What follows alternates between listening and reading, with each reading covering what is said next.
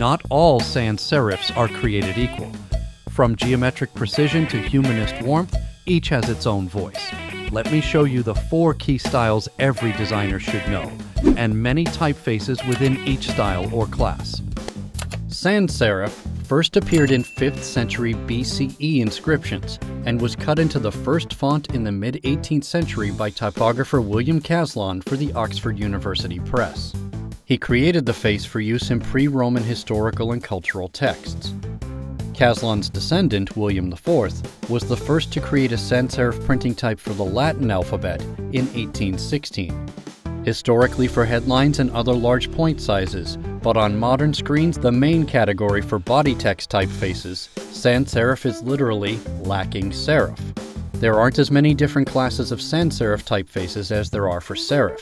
Typically, sans serif faces can be organized into 4 groups: grotesque, neo-grotesque, geometric, and humanistic.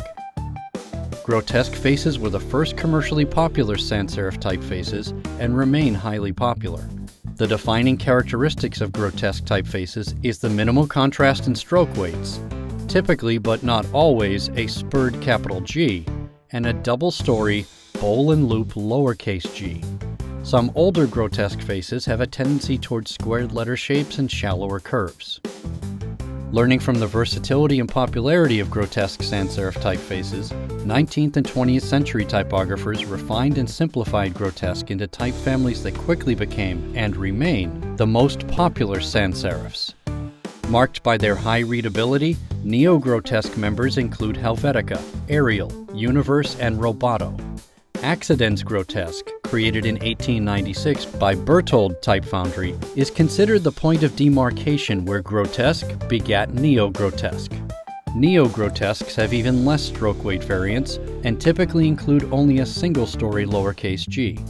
In different type classification systems, neo-grotesques are also called transitionals or realists. Stemming from the typeface Urbar grotesque in the 1920s, a type design legend has it was designed entirely around the idea of a circle. Geometric sans serifs are very much what they sound like, designs based on simple geometry shapes like circles and squares.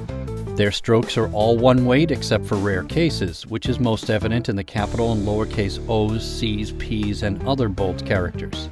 Most of the geometric typefaces that base their designs on circles incorporate perfect circles whenever possible.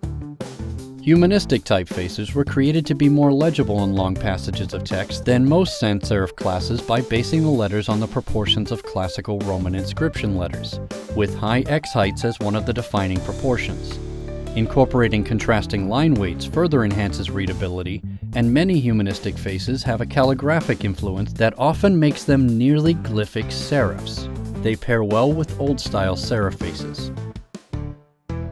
Thanks for exploring sans serif fonts with me. As you've seen, there's a lot more variety than just fonts without feet.